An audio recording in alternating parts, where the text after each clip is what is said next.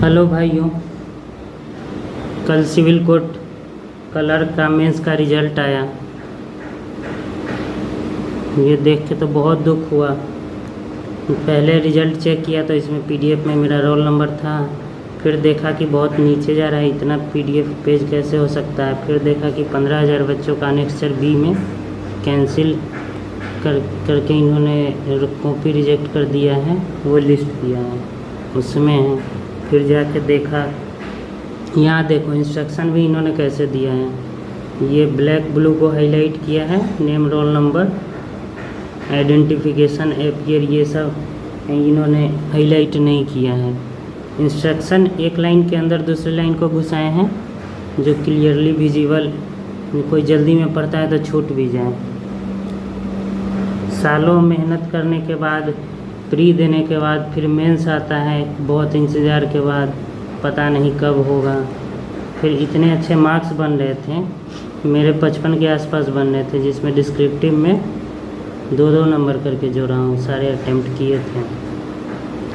तो इतना अच्छा मार्क्स होने के बाद लगता था कि अब हो जाएगा, बट इन्होंने ये 15,000 बच्चे ऐसी गलती कैसे करते हैं। मैंने तो, मुझे याद है कि नाम नहीं लिखा, ऐसा कुछ नहीं है।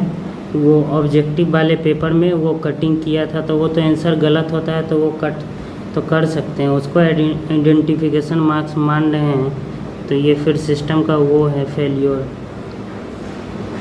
और आइडेंटिफिकेशन मार्क्स मान भी रहे हैं तो यार आपके अंदर सिस्टम है सब, आप कॉपी चेक करवाओगे तो कोई बच्चा आइडेंटिफिकेशन मार्क्स दिया है तो आपके अंदर से कोई गड़बड़ी नहीं होगी।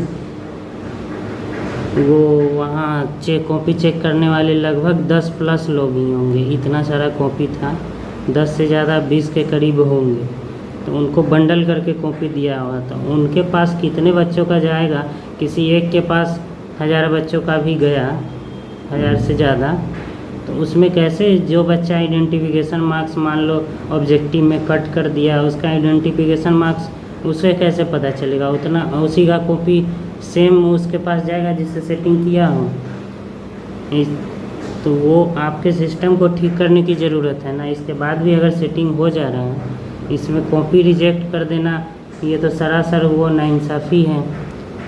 15,000 बच्चों के साथ हुआ है, लगभग 50% बच्चे तो ऐसे ही बाहर हो गए। जो एक ब्राइट स्टूडेंट होंगे, अच्छा मार्क्स आ रहा होगा, वो सिस्टम के इस नाइंसाफ़ी के चलते बाहर हो जाएंगे। मैं वही देखा, कटअप बिल्कुल कम था, मुझे लगा हो गया होगा, फिर देख के फिर पता चला ये तो कॉपी रिजेक्टेड है।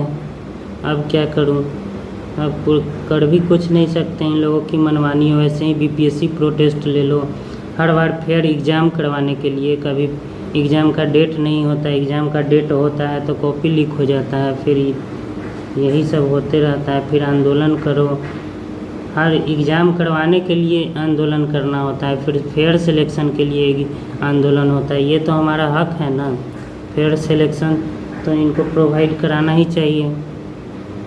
विदाउट फेयर सिलेक्शन कैसे अच्छे बच्चे जो जेन्युइन मेहनत वाले हैं वो जा पाएंगे। इनमें 15,000 को बाहर कर दिया, अब ये कैसे होगा। हमारा फ्यूचर तो इसी में गया। इतने सालों की मेहनत एक छोटी सी लापरवाही की भेंट चढ़ गई।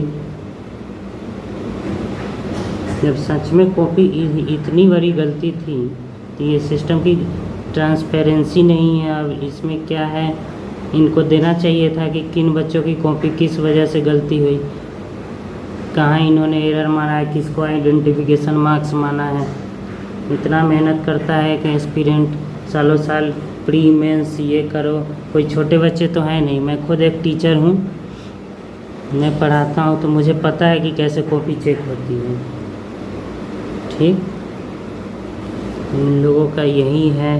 अब इसके लिए आंदोलन करेंगे, उसका भी कुछ फ़ायदा होगा नहीं। ये पहले इनको पता था कि 15,000 को रिजेक्ट किए हैं तो कुछ विरोध ना हो, इसलिए पहले से डेट अनाउंस कर दिए कि 3 को रिजल्ट देंगे और 8 से इंटरव्यू के लिए तैयार रहो। इनको ऐसा लगा था कि इतने बच्चे बाहर होंगे तो कुछ होगा, तो टाइम दिया ही नहीं है बिल्कुल। अभी से आरटीआई भी फाइल करते हैं जाके, तो उसमें भी लगभग 20-25 दिन मिनिमम लेगा ही लेगा।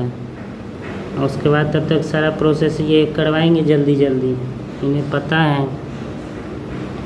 इसमें नॉर्मल बच्चों जो जेन्युइन कैंडिडेट हैं उनका हक मारा गया है। अब इससे कुछ किया नहीं जा सकता। अफसोस